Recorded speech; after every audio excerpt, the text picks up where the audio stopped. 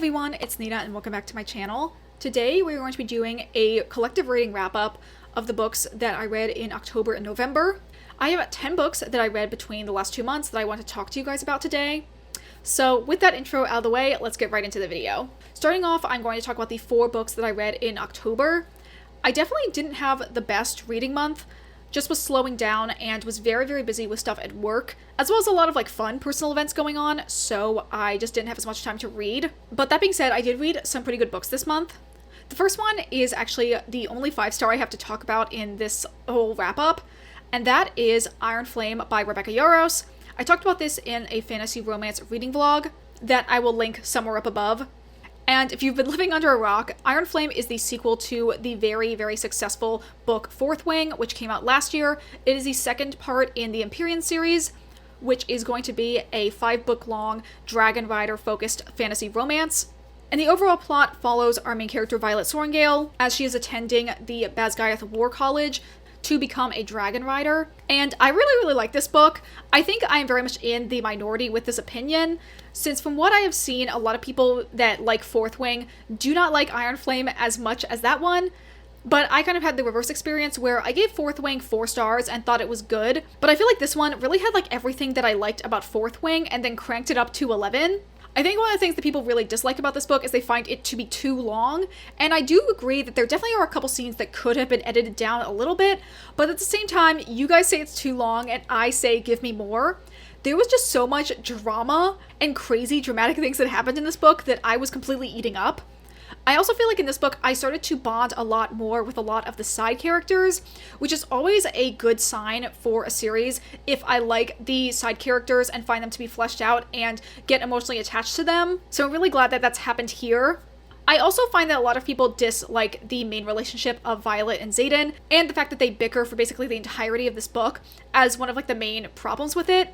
But personally, I did not mind it that much because I personally found the reason why they were having their arguments to make sense, and I could kind of see it from both sides and understand what their disagreement was over, as opposed to it being a completely pointless drama for the sake of drama type of fight.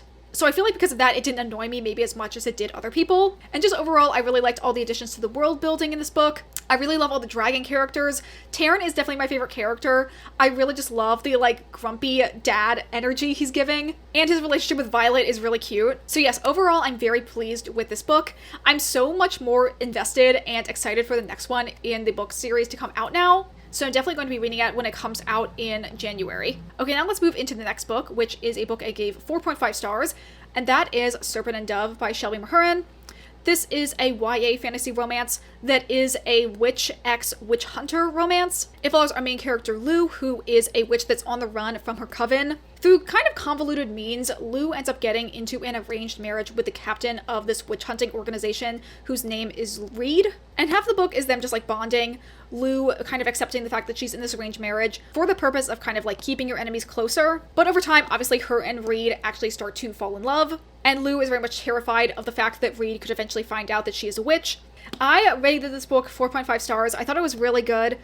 I thought the romance was really adorable and they have a lot of chemistry and really good banter. I feel like this book is really my specific flavor of enemies to lovers, where the two kind of hate each other based on group association. And as they get to know the other person more deeply, they kind of realized all of the stereotypes and flaws that they had in their logic for them to eventually realize that they were just assuming things about the other person and become more open-minded. So yes, this was really good. Definitely a very promising start to this fantasy trilogy. And I already bought the second book, Blood and Honey, that I'm hoping to read sometime next year. Okay, let's move on to the next book I read, which was The God of Endings by Jacqueline Holland. This is a more literary fantasy that follows our main character Anna, who was turned in the 1800s into a vampire by her grandfather. And it basically is just kind of telling her life story from that point on as she lives through multiple centuries. And the chapters alternate between her life in the past as well as present day, which is set in the 1980s, where Anna is now going by the name Colette and is running this kind of prestigious art Montessori school for preschoolers, and her bond that she has with one sickly child there named Leo. I gave this book 3.5 stars. I thought this book had a very interesting premise, but kind of failed a little bit in some of the execution, specifically in kind of articulating the exact message of the book. I thought the writing style, though, was really beautiful. A lot of really good metaphors and similes used in a very interesting and descriptive way to really set the tone of the book very well. However, there just were some things in regards to like the overarching plot, as well as some very strange things regarding the vampire lore that I wasn't really vibing with. At the beginning, I was really interested in the past timeline, but as things went on, I became much more invested in the present timeline, where Anna is bonding with her young student and like protege Leo.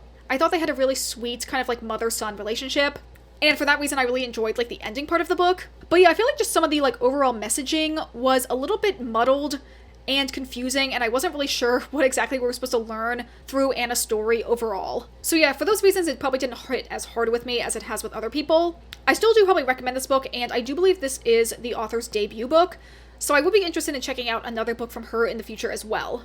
I also have heard that this book is definitely a good one to pick up if your favorite character from the Vampire Chronicles is Louis, because I think him and Anya have a very similar kind of like life perspective that does make the reading experience somewhat similar between this book and Interview with the Vampire. Okay, now let's go on to the last book that I've read in October, which is also the lowest book that I read, which was Unholy Terrors by Lyndall Quipstone.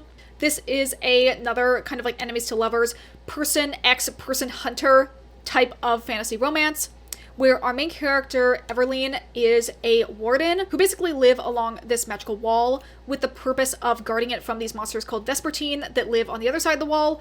When kind of like out on the barrier, Everline, as well as two other wardens, find this more human-like Vespertine that they've never seen before.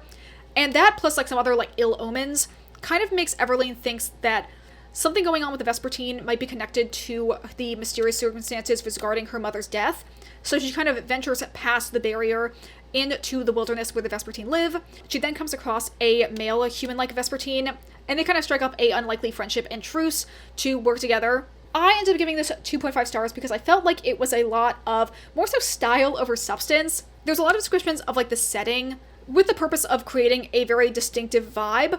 However, I feel like a lot of those like vibe setting elements were very one note and repeated multiple times throughout the book. So there wasn't a lot of like variation or like new information that we were being given through all of those descriptions. I also think the overall relationship of Everline and Ravel to be very shallow, very much like Instalust with not really a lot going on. There was also very little dialogue between the two of them, which I feel like given all of the mysterious elements that are going on in this book, I would expect a main character like Everline to maybe like ask Ravel more questions about what's going on. But she just like doesn't do that, and I feel like it creates tension for really no purpose or with very little payoff. So for all those reasons, I just didn't really like this book that much. Thought it was very middle of the road. Definitely something you probably can skip, as there's obviously a lot more kind of like thing hunter fantasy romances out there, like I just mentioned with Serpent and Dove. And I am going to be unhauling this book. I actually already have it listed up on my Pango. Okay, now let's talk about the books that I read in November. In November, I read 6 books. Most of them were fantasy or fantasy romance, but I also did read 2 books for nonfiction November. I'm going to start off by talking about the 3 YA fantasy books that I read, which I have an entire reading vlog for, and that is the 3 books in the Shadow and Bone trilogy by Leigh Bardugo. So we have Shadow and Bone, Siege and Storm, and then Ruin and Rising. I gave all 3 of these books 4 stars. I thought this was a very solid YA fantasy series. I have a lot of like in-depth, spoiler-filled thoughts in the reading vlog where I read these books, but overall my basic thoughts are that I really did enjoy them. I thought there was a lot of really interesting lore elements in this book. I really like Alina as a main character. I also really like Nikolai, who's like one half of her love triangle. And I thought there was a pretty good like character arc for her entire story throughout these 3 books. However, part of the reason why I read this series was because I'm a big fan of the Shadow and Bone TV show, and I think just based on like my own personal sensibilities and like what I like in stories, I do kind of prefer the TV show versus the book versions. However, I do still think they're good, and I highly recommend them to anyone who is interested in reading the Grishaverse, or if you already started with Six of Crows and that duology because you heard that was the best of the Grishaverse. I still think it's worth to go back and read the original trilogy. I also went through and tabbed these books pretty heavily, and I really like how my tabbing ended up coming out. Okay, the next book that I read this month was Flight of Magpies by KJ Charles. This is an adult queer historical fantasy romance that is the 3rd book in the Charm of Magpies trilogy that overall follow the relationship of the characters Lord Crane and Stephen Day. Lord Crane, like his title, is a English lord who is descended from this very powerful magician named the Magpie Lord. And Stephen Day is kind of like a magical cop who initially in their first book is introduced to Crane when he has been afflicted with a curse. But over the course of the first book, they start to develop a romantic relationship with each other. And in this last book, we're kind of following two main problems. The first one is a series of thefts that are obviously being perpetrated by someone who has magical powers, as well as kind of like wrapping up the main villains from the first book and their relationship with Crane and Steven. I gave this book 4 stars. I actually think I like it a little bit more than the second book in the series, which I also gave 4 stars. I feel like the focus back on the overarching villain from the first book was good. I also really like the introduction of Jonah, who is, I think, the main character from one of the eventual spin-off books in this series that's set in the same world. I thought his introduction was great, and he had like a really good rapport with both Crane and Steven. And I feel like also some of the elements that were slightly touched upon in the previous book in terms of Crane and Steven's dynamics were very much brought to the forefront here, and I liked a lot of their like emotional development and like relationship building elements. I also read the like novella called Feast of Steven that comes after the end of this book. I thought that was really cute, and it definitely makes me want to read more of the like smaller spin-off side stories that KJ Charles has set in this world. But yes, overall, really glad I read this and finished off another trilogy. This book is also going to be featured in one of my upcoming finishing series I'm in the middle of, reading vlogs, which will probably be up in the next like week or so. Okay, now let's move on to talk about the 2 nonfiction books I read this month. The first book I read was one called You Will Find Your People by Lane Moore. And this book, at least I thought, was going to be pitched as a self-help book about making friendships as an adult. However, this book is much more of like memoir style. I'm honestly just going to read you a really good Storygraph review I saw about this book that pretty much sums up all of my thoughts on it, which said, not what I thought it would be and not what I was looking for. Like I said before, it's much more of a memoir versus a self-help book that's focused on more like facts and research, and really just mostly the author's personal anecdotes in some of the situations she's been in with different types of friendships. Another quick description of this book was that I feel like it's much more the your people section of the title versus the finding, which I was much more interested in the like finding section, and the your people that's focused on is much more about kind of determining if the people that you have in your life are ones that are going to result in having lasting friendships, as well as how to avoid having toxic friendships, or having friendships that just aren't really meeting all of your needs. And yeah, I just feel like I didn't really get a lot out of this book. And I just also feel like this book possibly wasn't very well written. Again, it's a lot of like personal anecdotes without a lot of like additional research involved. So in a lot of ways, I feel like this just doesn't work as a self-help book.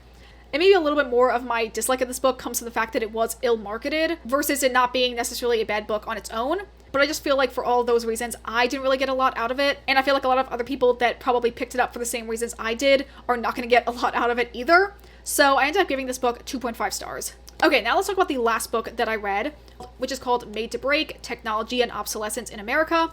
This is basically a book going through many decades of American history, talking about the history of the concept of planned obsolescence, from sort of the first instances of disposable products and planned obsolescence in the early industrial era, through the ways it changed throughout the different like world wars, and in the post-war period, to what is considered, I guess, like modern day at the time this book was published in, I think, 2006, where there is still the developing and rapidly growing threat of e-waste from cell phones. I thought this book, when it hit exactly what I was looking for, was incredibly interesting and very well researched. However, there were just a couple parts of this book that I felt like went into some tangents that definitely like helped set the scene, but I didn't really need to know all of those facts to get back to the main heart of the story being about planned obsolescence. I think one problem that I had with this book is that obviously a lot of the beginnings of planned obsolescence are focused very much in the car manufacturing industry, which is something that I have like zero interest for and kind of found very boring. I just don't find cars interesting at all. So anytime they talked about cars, it was a little bit of a mixed bag in terms of if it would hold my attention. However, I do feel like some of the yarns that are spinned throughout this book, specifically the storyline about like the creation of FM radio, was incredibly interesting and very dynamic, and honestly would be a great Bobby Broccoli documentary. But it kind of, again, was a mixed bag in terms of like if the tangential stories related to planned obsolescence were going to be something I was interested in. I do feel like I learned a lot about the concepts, and I also think it's really interesting that this book is almost like a time capsule coming out during the 2000s, and seeing some of the stuff that is discussed as things that need to be improved upon in the future in terms of planned obsolescence and preventing rapid consumerism and waste that obviously have not come to fruition like 20 years later. So even though this book is a little bit old, I feel like it still has a lot of very like timeless messages and definitely worth a read if you're interested in this topic at all. So that's a look at all of the books I read these last 2 months. This is probably going to be my last reading wrap-up for 2024, since I'm actually planning in December to take a little bit of a step back. Not necessarily read less, but I'm planning on doing a couple rereads instead of reading any new books to discuss. So the next time I'm going to be doing a reading wrap-up, it will be the end of January. Anyway, I hope you guys enjoyed this video. If you did, please consider liking, commenting, or subscribing if you aren't already. Consider following me on the Storygraph if you'd like to see my reading updates in real time. And I hope you all have a wonderful day, and I will see you all in next video. Bye!